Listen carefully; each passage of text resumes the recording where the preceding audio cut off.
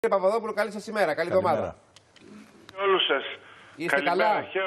Χαίρομαι μετά από καιρό που σας βλέπω. Είχαμε καιρό να τα πούμε, η αλήθεια είναι και αυτή. με καλέσατε, ελπίζω για κανένα θέμα πολιτικό ενδιαφέροντος, σαν τις αμβλώσεις. Είναι πολιτικό θέμα οι αμβλώσεις. Όμως εμείς νομίζαμε, κύριε Παπαδόπουλε, ότι είναι ένα θέμα που η ελληνική πολιτεία το έχει αντιμετωπίσει και έχει αποφασίσει ότι είναι δικαίωμα της γυναίκας αυτό. Τώρα εσείς το επαναφέρετε και με δικές σας δηλώσεις, γιατί και εσείς έχετε πει αυτά. Καταρχήν, το δικαστήριο ανθρωπίνων δικαιωμάτων. Ναι. Καταρχήν, να πω συλληπιτήρια για τους δύο μεγάλους Έλληνες που έχασαμε. Δεχτώ. Και επίσης, επειδή ακούω την εκπομπή σας, εύχομαι ολόψυχα στο παιδάκι που βιώνει την διάχυτη ενδαγκιακή πήξη, η οποία σχεδόν είναι μια αναστρέψιμος κατάσταση. Δυστυχώς. Και σίγουρα μπορεί να προέλθει από ξυλοδαρμό που ρωτήσατε, γιατί όλα τα σοκ μπορεί να οδηγήσουν σε διάχυτη ενδαγκιακή πήξη. Εύχομαι όμως, γιατί όσο αναπνέομαι που είπε ο συνάδελφος και είδα πως τον σεβαστήκατε, ελπίζω να σεβαστείτε και εμένα σε αυτά που θα σας πω τώρα, τα οποία πραγματικά είναι η αλήθεια. Για πείτε μας την αλήθεια. Ζούμε, κύριε Λιάγκα, σαν να μην υπάρχει Θεός. Και ο Ντοστογεύσκι έλεγε, χωρίς Θεό όλα επιτρέπονται. Μην όσοι είμαστε σε αυτό το πάνελ τώρα και βλέπω τα ματάκια σας όλων και τις κυρίες τις ωραίες και εσάς και σας καμαρώνουμε, βρίσκεστε εκεί και κάθεστε εκεί πέρα γιατί κάποια γυναίκα, κάποια μητέρα, η μητέρα σας δεν είπε αυτό που είπε πριν η κυρία, ότι ανήκει το σώμα μου, αλλά σκέφτηκε μόλις σκύρτιστε και στάθηκε στα σπλάχνα της. Σε ποιον ανήκει το σώμα, κύριε Παπαδόπουλε, στο Θεό? Είπε, σε ποιον ανήκει το σώμα, στο Θεό ανήκει? Στο Θεό ανήκει. Μην ξεχνάτε ότι η ύπαρξή μας δεν λάθος νομίζουμε ότι είναι από την ώρα της γεννήσεως. Η ύπαρξή μας στον πλανήτη, έτσι είπε τουλάχιστον ο Μέγας Αθανάσιος, ο Μέγας Βασίλειος, έτσι λέει η ιατρική. Χρονολογούμαστε εξ άκρα συλλήψεως. Και μας έλεγε ο Μέγας Αθανάσιος, έλεγε πρώην μηδενικά. Κύριε Παπαδόπουλε, συγγνώμη, να κάνω μια ερώτηση, γιατί το ερώτημα που προκύπτει κυρίως μετά από την τοποθέτηση του Νίκου Αναβιώτη είναι το εξής. Εάν προκύψει μια εγκυμοσύνη από βιασμό, για παράδειγμα, ή αν μια κοίηση. Λοιπόν, σταματήστε αυτή την καραμέλα. Είναι ένα ερώτημα το οποίο το κάνουν όλοι. Επίσης, αν μια κοίηση φέρει στον κόσμο ένα παιδί το οποίο θα έρθει αντιμέτωπο με προβλήματα υγείας. Σας παρακαλώ, φωνάξατε, περίμενα υπομονητικά με κρυολόγημα να ακούσετε την άποψη. Τις πολιτικές σας απόψεις και δεν μας λέτε. Μας κάνετε κατήχηση. Μας κάνετε κατήχηση, κύριε Παπαδόπουλε. Κατήχηση μας κάνατε και είστε και επιστήμον. Και πολιτικό πρόσωπο. Κατήχηση μας κάνετε. Αν ένα παιδί λοιπόν προέρθει από βιασμό, τι πρέπει να κάνει αυτή η γυναίκα, να το κρατήσει? Να κρατήσει το παιδί του βιαστή της? Οι 400.000 εκτρώσεις που γίνονται στην Ελλάδα. Το 1971 γεννήθηκα εγώ, γεννήθηκαν 150.000 παιδιά μαζί μου. Μετά το... Ευχαριστώ. Αλλά θέλετε να πάμε σε τέτοιο επίπεδο τη συζήτηση? Όχι, να μας ευχαριστήσετε. Μην ξεχνάτε, με καλέσατε σαν βουλευτή που με ψήφισε χιλιάδες κόσμος και σαν γιατρός επιστήμονας. Αφήστε με να ολοκληρώσω. Ξέρουμε τις απόψεις σας. Να μιλάτε όμως ως γιατρός και πολιτικό πρόσωπο. Και όχι ως κληρικός. Όχι ως κληρικός, κύριε Παπαδόπουλε. Εδώ πέρα δεν είναι το πίμνιο. Κάνουμε διάλογο. Λοιπόν, και μια και είπατε πίμνιο, ο Αναστάσιος, αυτός ο Μέγας ιεράρχης που κοιμήθηκε προχθές, είπε σε μια εκπομπή που ήταν ο Βασίλης Ραφαηλίδης και ο πατήρ Γιώργος Μεταλλινός. Ο κύριος Λιάγκας, σαν παλαιότερος, ξέρει τι μεγέθη ήταν και οι δύο. Συμφωνώ. Και προσυπογράφω. Ναι, είπε για την ύπαρξή του, η μάνα του πολύτεκνη, μεγάλη και άρρωστη. Λέει, θα σας μιλήσω και εγώ μιλούσαν καλή ώρα, όπως τώρα μιλάμε εμείς και θα μας κρίνει ότι ήταν μια γυναίκα με πολλά προβλήματα υγείας και όλοι της λέγανε να κάνει έκτρωση και να ρίξει το παιδί. Αυτή όμως έκανε την προσευχή της στην Παναγία, ζήτησε και τη βοήθεια των γιατρών και αποπεράτωσε την εγκυμοσύνη. Και λέει το αποτέλεσμα, λέει ο κύριος Ραφαηλίδης, το αποτέλεσμα το βλέπετε μπροστά σας. Είμαι εγώ. Δεν καταλαβαίνουμε τώρα. Κύριε Παπαδόπουλε, θα μου επιτρέψετε μια ερώτηση να σας κάνω. Η ερώτηση είναι η εξής. Η άμβλωση είναι σχετικά νέα στον πολιτισμό των ανθρώπινων. Για αιώνες ήταν απαγορευμένη. Στο διάστημα αυτό, ξέρετε αν είχε δημιουργηθεί ένα εμπόριο που έβγαζε λεφτά παράνομα γιατί εγχείριζε τις γυναίκες χωρίς να υπάρχουν οι κατάλληλες προϋποθέσεις ιατρικές και επίσης οδήγησε πολλές στο θάνατο. Και επειδή δεν θέλουμε να πάμε πολύ στο παρελθόν, κοιτάξτε στην Πολωνία, όπου έχει απαγορευτεί, ότι τελευταία γίνεται μια μεγάλη προσπάθεια να σταματήσουν όχι οι αμβλώσεις, οι νεκρές γυναίκες από τις παράνομες αμβλώσεις. Γιατί η ανάγκη κάποιος για να κάνει άμβλωση δεν είναι ότι πάει στον οδοντίατρο όπως έγραψε το κόμμα σας, είναι γιατί υποχρεώνεται. Και υποχρεώνεται όταν δεν υπάρχουν κατάλληλες δομές να πάει σε κάποιον χασάπι. Ο χασάπης θα τη βάλει τη γυναίκα πάνω στο τραπέζι, θα την εγχειρήσει στην καλύτερη περίπτωση δημιουργώντας της πρόβλημα υγείας και στη χειρότερη θα την κάνει να φύγει στα 4. Για πέστε μου, αυτό το παρελθόν, το οποίο δεν είναι καινούργια η άμβλωση, έχει συμβεί. Σας βάζει καθόλου στις σκέψεις? Δεν το επικροτούμε. Και όποιος το κάνει προς Θεού. Δηλαδή θα μεταφέρουμε εμείς το χασαπιό σε πιο πολιτισμένο επίπεδο. Γιατί περί χασαπιού επρόκειται.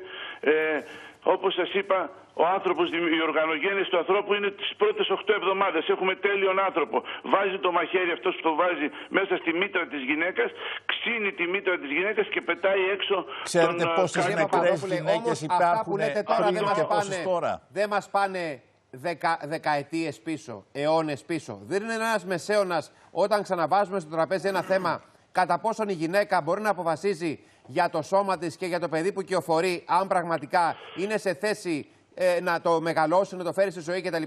Νομίζω ότι η πολιτεία το έχει ζήσει, το έχει λύσει το θέμα αυτό. Γιατί το επαναφέρετε? Είναι πολύ πιο σύνθετο το πρόβλημα. Πώς είναι πιο σύνθετο? Μην το βλέπετε τόσο επιφανειακά. Δεν είναι επιφανειακά καθόλου. Έχω πάρει από εκατοντάδες γυναίκες ιστορικό. Ξέρετε τι βιώνουν οι γυναίκες που έχουν κάνει έκτρωση? Ξέρετε τι ερηνίες τις κυνηγούν σε όλη τους τη ζωή? Και όταν να κάνουμε βαριά εγχείρηση όπως κάνουμε εμείς ανοιχτής καρδιάς, το θέμα σας είναι δηλαδή να μην έχουν τύψεις οι γυναίκες, γι' αυτό επιβάλλετε. Γι' αυτό θέλετε να επιβάλλετε. Το κάνετε για να μην έχουν τύψεις δηλαδή. Ξέρουν ότι πρόκειται για ανθρωποκτονία. Άρα δηλαδή εσείς προφυλάσσετε τις γυναίκες από τις τύψεις και τις ερηνίες. Μην λέτε τέτοια πράγματα στον αέρα για ανθρωποκτονία. Μην λέτε τέτοια πράγματα. Μας λέτε είστε πολιτικός, γιατρός, επιστήμονας και κατηγορείτε τις γυναίκες για ανθρωποκτονία. Πηγαίνουν οι γυναίκες γιατί, κοιτάξτε, λέτε η γυναίκα όμως δεν το έκανε το παιδί μόνη της. Το έκανε με έναν άλλον 10 γυναίκες να συνεργαστούν. Όταν προέρχεται το τέκνο από βιασμό, κύριε Παπαδόπουλε, έχει να κάνει με την επιλογή. Με προσωπική επιλογή, κύριε Παπαδόπουλε. Και εγώ όταν υπάρχει ένα τέκνο, προέρχεται τέκνο από ένα βιασμό. Πρόκειται περί προσωπικής επιλογής, κύριε Παπαδόπουλε. Τι πρέπει να κάνει αυτή η γυναίκα? Στην Ελλάδα είναι βιασμοί. Καταλαβαίνετε τι γίνεται? Ανεπιθύμητες εγκυμοσύνεστε, κύριε Παπαδόπουλε. Για ρωτήστε με αυτά τα χάπια που πουλούνται τις επόμενες και τις μεθεπόμενες μέρες. Τι πρέπει να κάνει? Να κρατήσει το τέκνο του βιαστή της, το προϊόν του βιασμού, κύριε Παπαδόπουλε, αυτό τη συμβουλεύετε? Και δεν είναι μόνο το προϊόν βιασμού. Εγώ να δεχθώ ότι αυτό που το επιχείρημα αυτό είναι και ένα ακραίο επιχείρημα. Όχι, δεν είναι ακραίο επιχείρημα, Γιώργο, δεν είναι ακραίο επιχείρημα. Ακόμα όμως και το πιο μια στιγμή. Είναι κάτι ακραίο ο βιασμός, δεν είναι κάτι σύνηθες. Πάμε όμως σε κάτι πιο σύνηθες. Που είναι μια ανεπιθύμητη εγκυμοσύνη. Δηλαδή μια γυναίκα δεν είναι έτοιμη, είναι ανήλικη, είναι μικρή. Δεν είναι έτοιμη, δεν θέλει. Γιατί αν το κάνει το παιδί, μπορεί και να του σβήνει τσιγάρα κάποια στιγμή αργότερα και δεν το ήθελε, ρε παιδάκι μου. Ναι. Άρα επιλέγει από το να με φέρει στον κόσμο ένα παιδί που θα το κακοποιήσει, να μην το κάνει. Να τα βλέπουμε γιατί όπως σας είπα, χωρίς όλα επιτρέπονται. Θα σας πω όμως, γιατί εγώ πιστεύω, είμαι Ορθόδοξος, θα σας πω τι έλεγε ο Άγιος Πορφύριος γι' αυτό και κρατήστε το. Πήγε μια γυναίκα λοιπόν, πήγε μια γυναίκα, αφήστε με να ολοκληρώσω, σας παρακαλώ. Μην μας λέτε τους βίους των Αγίων εδώ πέρα. Τι είπε ο Άγιος Πορφύριος? Πήγε μια γυναίκα και δεν μπορώ κύριε Παπαδόπουλε, δεν ήρθαμε να μας κάνετε. Δεν είμαστε σε κατηχητικό, κύριε Παπαδόπουλε.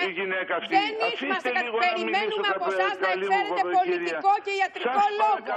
Όχι κατήχηση, κύριε Παπαδόπουλε. Είναι απαράδεκτο αυτό που κάνετε και λυπούμε πάρα πολύ. Λυπούμε πάρα πολύ για αυτό που ακούω.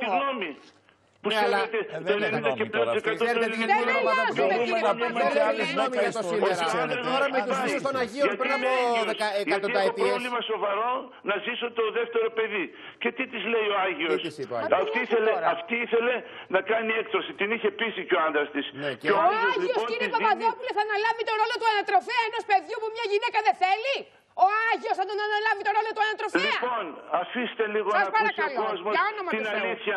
Τη δική σας αλήθεια, την αλήθεια. Να πηγαίνουν οι γυναίκες όποτε θέλουν, να κάνουν ό,τι θέλουν και να πετσοκόβονται όπως θέλουν και να μην μπορούν να κάνουν μετά ένα παιδί. Λοιπόν, ο Άγιος τι είπε τη γυναίκα?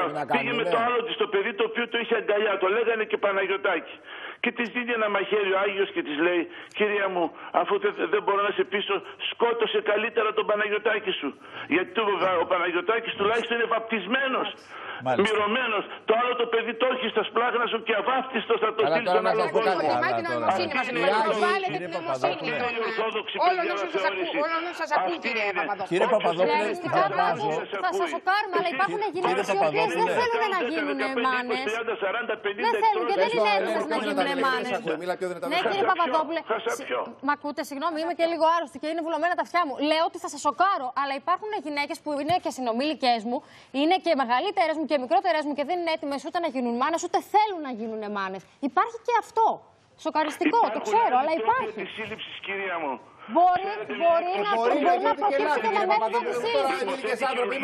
Είστε γιατρός, θα ξέρετε ότι μπορεί να προκύψει και με μέθοδο της σύλληψης μια εγκυμοσύνη. Δηλαδή γάτα, σνίχια. Έχετε δει ποτέ έκτρωση και τα λέτε έτσι και ενθαρρύνετε τον κόσμο. Κύριε Παπαδόπουλε, δεν ενθαρρύνουμε κανέναν. Κύριε Παπαδόπουλε, μια στιγμή. Μην το μπερδεύετε. Δεν ενθαρρύνουμε κανέναν να πάει να κάνει έκτρωση. Δεν ενθαρρύνουμε. Λέμε ότι είναι επιλογή ενός ανθρώπου. Αν θα κάνει, δεν θα κάνει. Δεν λέμε εμείς κάνει. Δεν παίρνουμε θέση. Απλώς λέμε να έχει το δικαίωμα να αποφασίσει. Αυτό λέμε. Δεν λέμε ότι θα γίνονται οι αμβλώσεις όπως γίνονταν. Οι αμβλώσεις γίνονταν όταν ήταν απαγορευμένες το ίδιο. Μα εσείς λέτε τώρα ότι ουσιαστικά προστατεύετε τις γυναίκες να μην αισθάνονται τύψεις και ερηνίες μετά την άμβλωση. Άρα τους αφαιρούμε το δικαίωμα. Δημιουργούμε λοιπόν τύψεις. Άρα λοιπόν να δημιουργούμε τύψεις. Να δημιουργούμε τύψεις στις γυναίκες από πριν. Αυτό είναι χειραγώγηση. Τύψεις από πριν ότι θα πάθεις κατάθλιψη, είναι ντροπή, είναι έσχος κτλ. Και να φέρεις στον κόσμο ένα παιδί που δεν γουστάρει και μπορεί να μην γίνει και καλή μάνα αύριο. Γιατί θα αισθάνεται τύψεις που έβρε κάτι που δεν ήθελε τελικά στον κόσμο. Και έγινε κατά λάθος. Εγώ σας λέω, κύριε Λιάγκα, ότι δεν έχει παρατηρηθεί σε κανένα ζώο, γιατί τα ζώα ακολουθούν τη φύση. Ούτε στις ίενες. Δεν έχει παρατηρηθεί να σκοτώνει η μητέρα στα σπλάχνα της το ζώο. Για τα ζώα μας είχατε πει πάλι, που δεν μπορώ να καταλάβω γιατί πάντοτε αντλείτε παραδείγματα από το ζωικό βασίλειο, ότι δεν υπάρχει σε κανένα ζώο ομοφιλοφιλία και διάβασα ότι είναι 642 τα είδη τα οποία αναπτύσσουν ομοφιλοφιλικές σχέσεις στο ζωικό βασίλειο. Αλλά πάμε σε ένα ιατρικό θέμα. Θα μου μια ερώτηση. Στις γάτες ομοφυλοφιλία. Ας μου φέρουν μια γάτα ομοφυλόφιλη. Μια ερώτηση. Ναι, εγώ έχω αναπτύσσει έντονες ομοφυλοφιλικές τάσεις. Νομίζω να τη γιατρέψουμε. Να σας πω κάτι τώρα. Διαβάζω και θα μου πείτε εσείς αν είναι σωστό ότι σύμφωνα με τους βιολόγους η ζωή δημιουργείται αμέσως μόλις το προϊόν του ανδρός συναντήσει την υποδοχέα της γυναικός. Επομένως είναι το ίδιο είπαν και οι Άγιοι. Ο άνδρας συμμετέχει σε αυτό. Γιατί δεν θα πρέπει να απαγορευτεί το προφυλακτικό και ο άντρας θα πρέπει να προφυλάσει το σπέρμα του και να μην έχει την ίδια αντιμετώπιση με τη γυναίκα. Δηλαδή, γιατί να μην υπάρχει, ας πούμε, για τους άντρες οι οποίοι είναι παραγωγικοί, να μην υπάρχει η δυνατότητα να σταματήσουν να είναι παραγωγικοί με ακραίους τρόπους. Η ερώτηση ποια είναι? Αυτή που ακούσατε. Αυτό που λέω. Γιατί δεν θα πρέπει και ο άνδρας, ο οποίος συμμετέχει, να υποστεί τις ανάλογες απαγορεύσεις με ακραίο τρόπο, δηλαδή να σταματήσει να εκρίνει σπέρμα, πώς αλλιώς να σας το πω, γιατί δημιουργεί οι ζωές. Μα είπατε εσείς την απάντηση, κύριε Πιερή μου. Την είπατε. Γιατί η ζωή ορίζεται μετά αυτό το φοβερό πράγμα που γίνεται, η γονιμοποίηση του οαρίου. Ναι, γιατί δεν βάζετε και στον άντρα περιορισμό? Ακούστε το, και αυτό είναι ωραίο. Όσοι έχουν φωτογραφίσει την ώρα που μπαίνει το σπερματοζώαριο στο οάριο, γίνεται έκρηξη σαν το Big Bang και βγάζει και έχουμε και φωτόνια. Στους άντρες. Είναι αυτά που ακούμε. Κύριε Παπαδόπουλε, Κύριε Παπαδόπουλε, να το πω και εγώ στα αγγλικά. ολόκληρο να παράγει δηλαδή ένα κύτταρο Σας ευχαριστώ.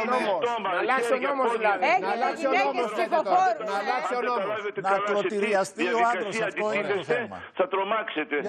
Τρομάξαμε. Τρομάξαμε. Μην Ευχαριστώ ανησυχείτε, πάρα πολύ, κύριε Παπαδόπουλο. Για 2 ζωές τρομάξαμε. Ο Καρβέλας τα έχει πει 20 χρόνια πριν. Φεύγουν και τα μικρόφωνα. και τώρα μάθαμε ότι ο Καρβέλας έχει γκέι σκύλο και η Άρια σκύλο γάτα γκέι. Ο Κίτσος δεν είχε αφήσει γάτο για γάτο στη γειτονιά. Ο Κίτσος. Ο Κίτσος, βεβαίως. Ερωτοτροπούσε με τους γάτους γειτονιά. Ναι.